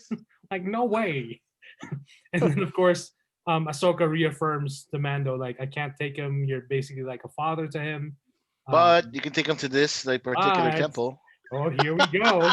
So yeah, you can take him to this temple, and then Mike, you show me and then that he can meme. choose. No, but you the showed me planet. that meme. It's probably gonna be like 2 episodes before he gets to that planet because his Suzuki 1995 is gonna break down again, and we're gonna have some kind of like side story. Like, dude. Right. So she says, go to planet Tython, and then up there there's an ancient temple, and then place him on the seeing stones on top of the mountain. Then Grogu may choose his path, and a Jedi may sense his connection to the Force and may come for him to train him. Now, wait. Jedi, before we get there, yeah, Tython's kind of important. Do you know why? Hold on. I know I read about it. I didn't get to say it. It's basically like the Jedi homeworld. Right. It's basically like Korriban, like the Sith has Korriban, like the Jedi has Tython. Basically, it's a Legends planet. Right. But I don't remember it's official. It's now. Oh my God, it's canon. Yeah. So, but no, I just wanted to point that out because I thought that was really interesting that they're bringing that planet in as like a into the story now, into canon, basically. Right. So, because that planet, according to the Legends, is like a really high factor as far as like the Force is really sensitive there. So like it's kind of like Dagobah, where it's like extremely strong in the Force. So you mean that he's gonna fly over there, and then Moff Gideon is gonna use the tracking system to come over and get the child?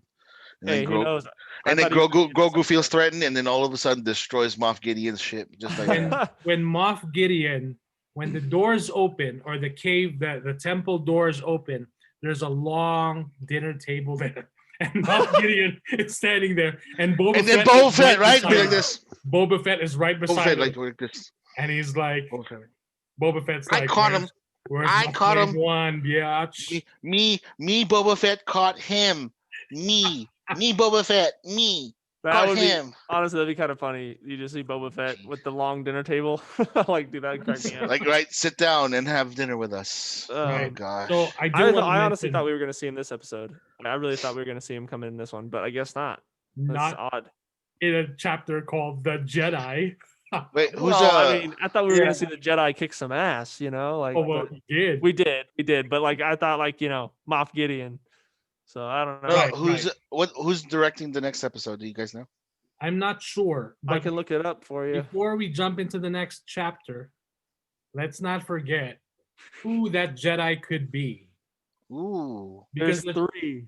There's 3, but I did see a page, a post on a website naming all these other Jedi from these other video games. And now, granted, yes, it's all one big universe. Right. But let's take into account Disney's canon is first and foremost the movies, Clone Wars, and Rebels. The video games and the comic books, yes, there's a new canon, but let's face it, the biggest, most recognizable Jedi, who's the one recognizable Jedi that is just fresh? Darth Vader. Ezra Bridger. Restoring our balance.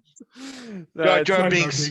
Emperor Jar Jar Binks. Luke Skywalker all the way. And that's why Luke Skywalker is my number 1 draft pick for the 2020 and the Mandalorian series. Because it's so it was already going around last year that they were saying like, oh, Luke Skywalker will show up in the Mandalorian.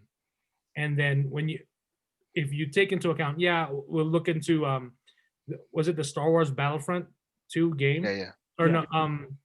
Where we got a mission with Luke looking for artifacts, right, from the Emperor's hidden junk stash, and we see one of those is it the compass that we see in Last Jedi, which I watched on my birthday for whatever reason. I had because I wanted to see. And by the way, Kuya, he does have his green saber in that flashback when he tries. I know. No. Yeah. I'm talking about Return of the Jedi, not the Last Jedi. Like remember when he beat Darth Vader? Right. And then the Emperor said, "Go ahead, kill him," and he's like, "No," and then he just threw it away. Right. So fast forward years later, when he's training, So Kylo, he has that basically same picked saber. that up. Yeah. So he Yeah, picked he did. basically. Yeah. Use the Force. I mean, we've seen him use the Force and get the saber right away. I mean, takes Okay. a few seconds. That's all I wanted to know. Like Right. again, like I'm not trying to be, Right. beat a dead horse about that. Like Oh, no, not at all. because like But, I mean, me personally, if I was a Jedi, I'd be prepared. I have like a backup saber, well, that's not or valuing. I can build my own because like, it takes it takes a long time according to certain people how to Watch build the the video. lightsaber. Watch Yeah. the video, and it explains. Luke was even afraid of igniting his saber at first.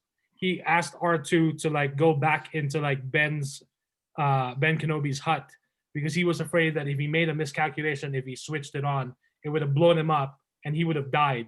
But he figured like if R2 could like relay the message like, oh, Luke Skywalker died because he couldn't properly build a lightsaber. But yeah, it's really fascinating, that whole part. But anyway, going back to why I think Luke is going to be the one. Well, I mean, he's the most recognizable Jedi in that era anyway. I mean, why wouldn't you? The legend of Luke Skywalker. No, right? it makes Right. sense because the Disney canon now, he's at this time I think he's starting the new Jedi Order. So it around makes 5 sense that years he's looking after? for him. Yeah, Right. so he's beginning. Like he's trying to look for for foundlings or like. so it makes sense that younglings, right? he'd have his ears open for that. You know what I Right. mean? Right. So And that's why, like, and what better, and like, yeah, a lot of people have mentioned like, oh, Mark Hamill's done, but yeah, I think mentioned that. if John Favreau and Dave Filoni basically explain to Mark Hamill like, hey, this is what we're planning, and they could easily hopefully if they do a de-aged younger Luke Skywalker, because it's only 5 years after Return of the Jedi, it will look way better than the Princess Leia that we got at the end of No, Rogue if he seriously shaved his beard, he would look exactly the same, with just little wrinkles. All you need is like Right. make up that shit up, and it'll be fine. Right. Like then seriously, what? like the way Luke. I don't know if you guys seen him like lately. If you just shave his beard, like he looks fucking the same, and it's so uncanny that like how young he looks right now. Right. I was like, Yeah, he could do it. He could do it, but I mean, they might recast him.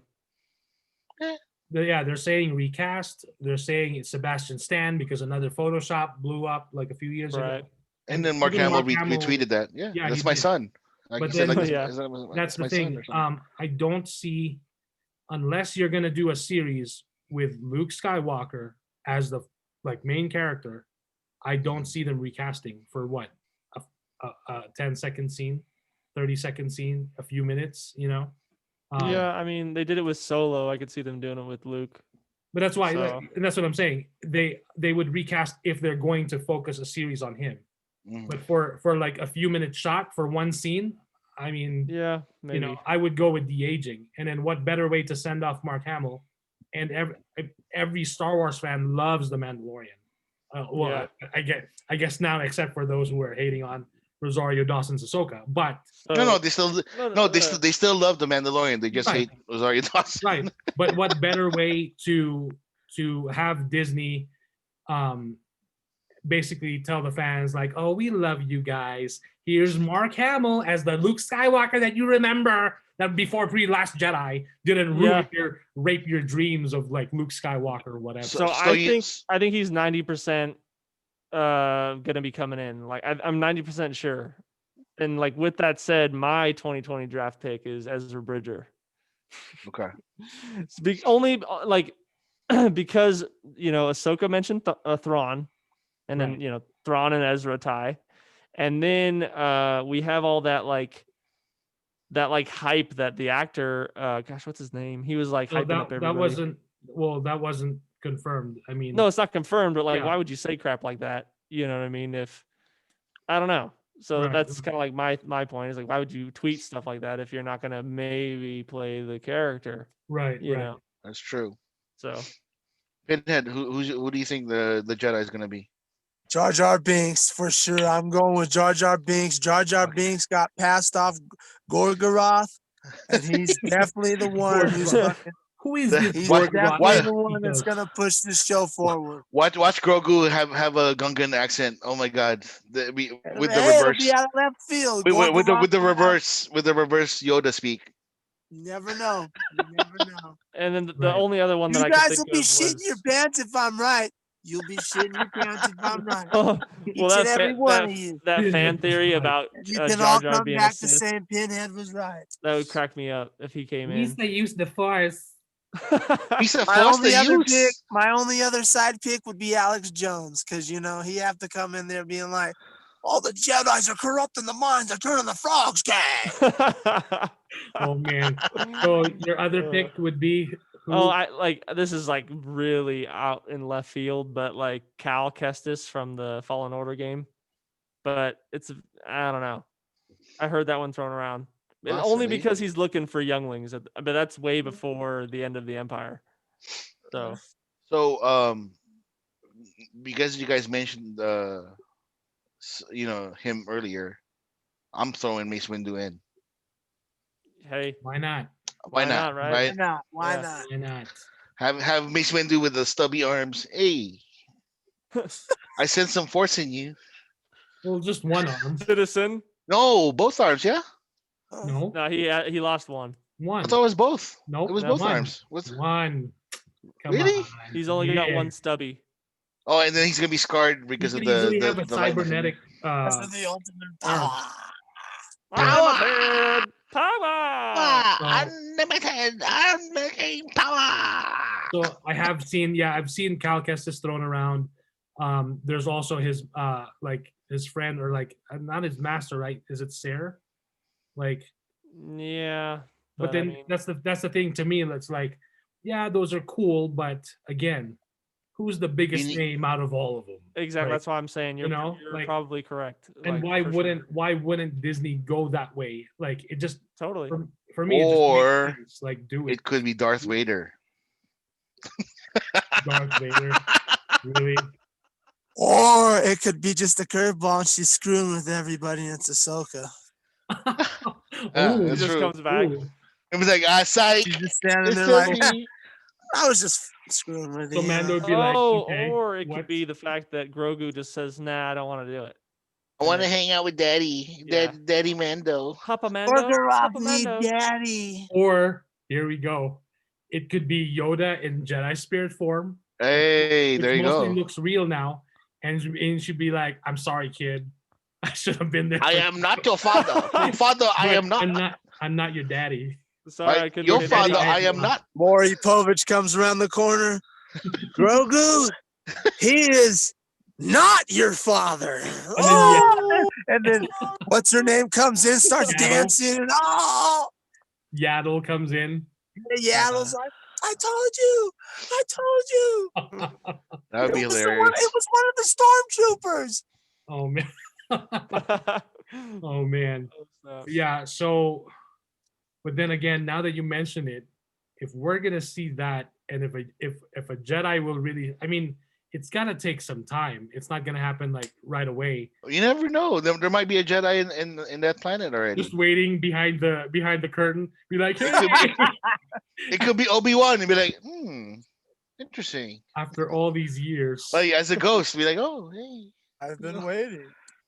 But see, now I'm thinking if it does happen instantaneously, I mean, that would be cool to like see that Jedi that responds to like the emergency beacon, the force beacon, like, and he's like, he gets there, the Jedi gets there and like starts. And then like you see like all the Force ghosts, right? Not like in the Rise of Skywalker. Oh, you mean Like, to we tell see me everybody. you see them and not just hear them and like have everyone guess like who's not familiar with those voices, like who are those characters? Yeah, exactly.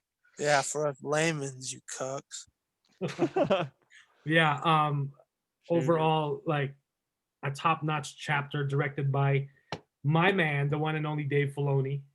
So, Also written by yours truly. yes, exactly. And again, this is a true testament to George Lucas having the foresight Written by you. to choose the right person and Dave train the Filoni. right person, basically. So, he made the right choice, and he, that's the great thing about Dave Filoni. He just listened as he would sketch in his sketchbook and draw. Like, he's listening to George Lucas about, explaining everything about the Force and the Jedi and the Sith and all these things about Star Wars. And then, it's just. Hey, so is midichlorians like back in style now? Oh, M count. It's the M count, baby. Nice. I mean, Oh, why? did you catch Dave's drawings at the end too of Ahsoka? Those are that's his art. Yes. Yeah, those are nice. Yeah, he's such a good artist, man. Oh yeah, I have a few. I know. I'm super jealous. You on Blu-rays and DVDs and posters. Oh, I'm so jealous, dude. Oh, and he recognized you, right, Mike? Well, yeah, at the Star Wars Celebration. Oh, man. He was like, "Filmmaker Mike," and it was like, "Oh, did you see my boner? I know he hasn't. My boner. I have been chosen." It'd be funny as hell.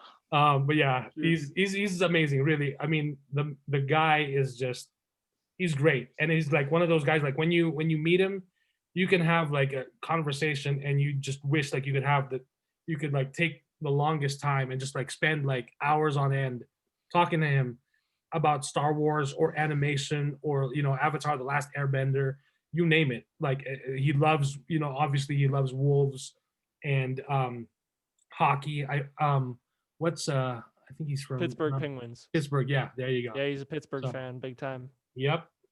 So that's where he's. I think it's hockey and the Pirates are like his big teams, right?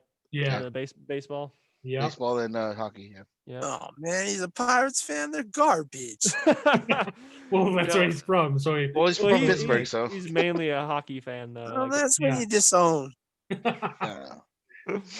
Star Wars is in great hands, not just with Dave Filoni, but with Jon Favreau, and then not just. I mean, all the directors of these chapters have seriously basically are batting home runs. Even with that filler episode.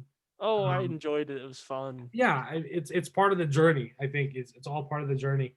And when you look at the bigger story, you have these like sub stories, but then it's overall, you can look at this as one complete story, and it's the same exact storytelling that George Lucas used with the Star Wars movies, with the original trilogy. It's an episode in this larger part of this saga.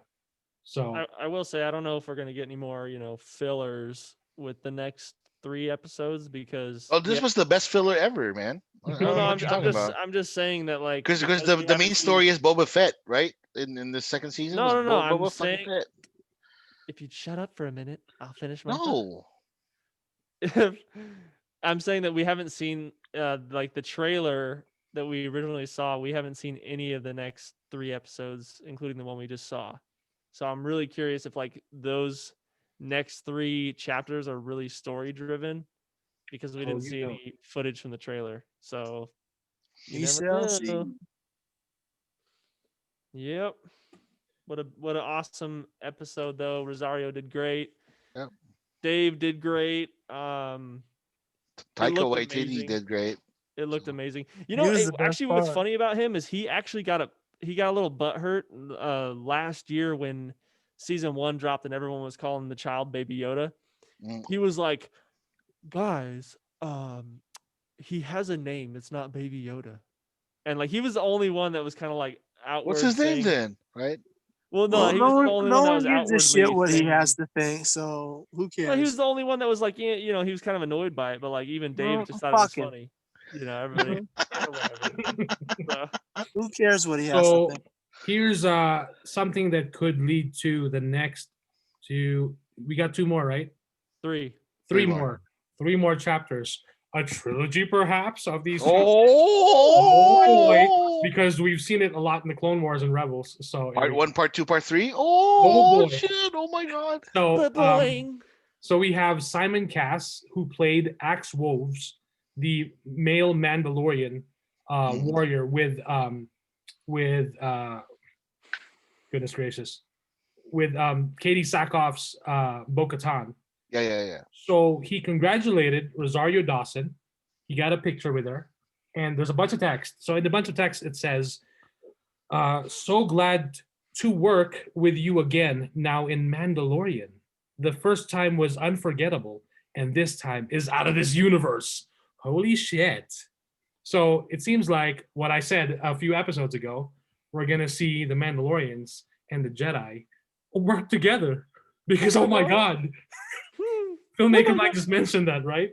They probably did a movie together. Well, no, because with season one, if this is any similarities to season one, is like season one had its ride, but then at the last episode, everybody came together for one powwow.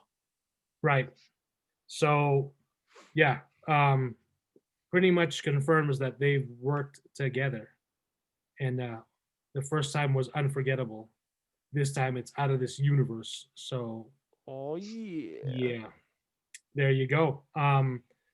We're probably gonna see. Because I mean, Bo-Katan mentions it, and the offer still stands. So we may not see Mandalore here, but we may see another siege, the liberation of Mandalore in like the 3rd season. So who knows? So yeah, we've got 3 more chapters to go. So a lot can still happen in those 3 chapters. Yep. And then, of course, a lot of memes from this chapter. Lots of, again, great shots, great cinematography. It's just, my God, it's just top notch, and it's got to be like my favorite of the Mandalorian so far. So, any other parting thoughts? I'm good. I've said my piece. So it's up to you 2 girls down. Pinhead, Kuya, any other last thoughts? Good. I'm good. This was a good show, a good episode. I'm sure Jester really blew a load in his pants. I know Mike did. I mean, it went up to his eyeballs. It went up to his eyeballs. But this was a great episode. It was a great episode, and that's all I gotta say. Yeah. Like this was a really, like, probably the best filler ever, and like seriously, I was sending messages to Mike, and I was like spoiling it for him because I was like ahead like by a couple of minutes, right? Yeah. I think I was ahead by a couple of minutes. And like, oh my God, Grogu's his name. And then Mike was like, Mike was like, stop it. Not really stop, but I was like, who's Grogu?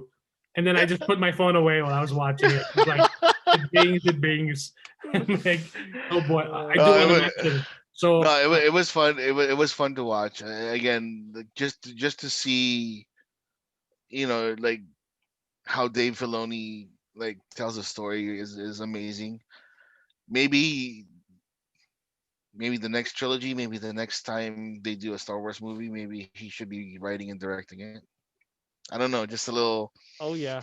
Just a little suggestion for the universe. Like I'm not trying to say that it should be that should be the case, right? But maybe he should have a hand on it in a sense. Oh, it's gonna happen. It's just a matter of time. So yeah, I'm again. If people tell me that there's gonna be a Ahsoka Tano series coming out, I'm gonna watch it. It's kind of nice. So it's kind of nice to see a Jedi work that way in that sense. Yeah. So sure. yeah, I'm looking forward to the next 3 episodes, man. And again, this is gonna be good. I can't wait to see to see Moff Gideon again. That guy is fucking amazing. Yeah, me too, man. John Carlos also said that we'll definitely be seeing more of him next season. Oh, dude, he is fantastic. He's like so good. Yeah, can't wait for more. I want more.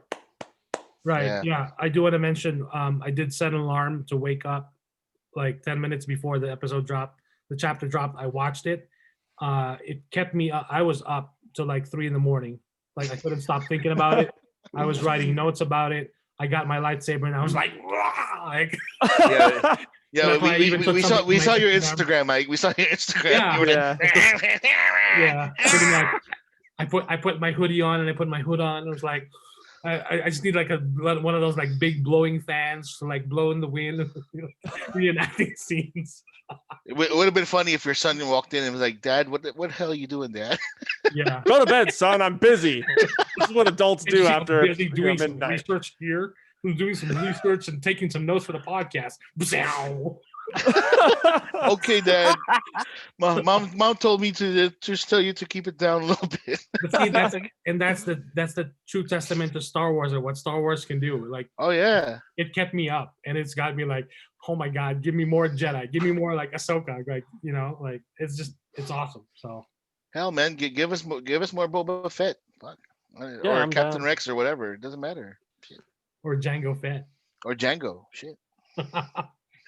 He did have that little thing. I did see it on what you told me, Mike. Yeah. The little thing, little Kree thing. You know what's going on there? I'm like, it could be Django. Right. I was like, no. We shall see. Alrighty, that's a good. I think this is our longest review of the Mandalorian so far. We've hit 2 hours. Whoa. Yeah, Hey. usually we clock in at like an hour, hour and 30, hour and 20, but So we hit if 2 that's hours. the case, about an hour and 45 minutes ago, all the fans left. So nobody's listening to us right now. Well, hopefully not. First 15 minutes and then they're out. Alrighty, Yeah. so this is a good point to end this episode. So if you guys want to follow us, please make sure to follow us on Instagram at FMANDTB. Follow me at FilmakerMike, and then you can follow me on Twitter at JediMike1128. And of course, the YouTube channel, just search for Jedi Mike, and you can watch our video podcast there of this of the audio. We recently added that to the platform because a lot of people that we would talk about the podcast, the first thing that they would ask is it on YouTube? And so we've made that option available, and we are now on 10 platforms. So we are on we're on 9 different audio platforms. So that's Spotify, Apple Podcasts, Google Podcasts. So that's 3. We have Anchor, Breaker, Overcast, Radio Public, and then I'm trying to think. iHeart Radio, right? You got that one? iHeart Radio, yes, is our newest one. We just got added to that one last week. So you can listen to us on iHeart Radio as well. And so we've got 9 audio platforms and of course video on YouTube, audio and video on YouTube. So please feel free and make sure to subscribe to the YouTube channel and put in some comments there as well on what you thought on the episode of the podcast, whatever your thoughts are. And you can leave us a voice message as well on Anchor. So Jester, go ahead. Yeah, you can follow me on Twitter at SequesteredJ, and you can follow me on Instagram at the Sequestered Jester. Yeah, I've been having fun with Instagram lately. I did another Kuya Slam, so if you want to go check that out, I mean, please follow and Kuya. Yeah, follow Sequestered J for some mediocre memes and videos. And actually, I want you guys to give a shout out if you have Twitter to make sure you give Dave Filoni and Rosario Dawson a shout out for a fantastic job this episode. It was amazing. Give them love, show them love. Shout out to what was the voice actress name? Ashley Eckstein. Yeah, she kudos to her for giving the blessing so that like the nerds won't rage anymore. So being a champ we appreciate about that. Oh yeah, it was Yeah. it was great. Welcome to the team, and I was like, wow, that's so gracious, right? Yep. Pinhead, go ahead and give your shout out, please. You know where I'm at. If you don't know where I'm at, it means you've not been listening to these episodes, and if you haven't been, fuck you. So I don't care. There's that. You Then know they could where be I'm like, at. well, it's my first time listening, and this. Yeah, if it's your first time Pinhead listening, thinks you that I've could have been went back to following the him. archives and watched from the fucking first episode. Fuck you. I don't care about your feelings. So I do want to mention for Ashley Eckstein's social media for Twitter and Instagram, you can follow her on Her Universe, which is pretty much her clothing brand that she started to actually make more apparel and like comfortable like clothing for a lot of women available, because when she started like in 2008, there wasn't a whole lot of like Star Wars gear for many female fans. And now, like, and she's also got some stuff there for men as well. Whether it's Star Wars, it's Marvel, you name it, it's there. She has it. So check that out as well. It's pretty cool. They've got lots of awesome designs, lots of Ahsoka gear, and lots of other gear as well. Whether you like Doctor Who or, you know, Marvel or stuff like that. So it's pretty cool. So that's pretty much it. Thank you guys for listening. Till next time, we got 3 chapters left. We'll see what happens. May the Force be with you. This is the way. We have spoken.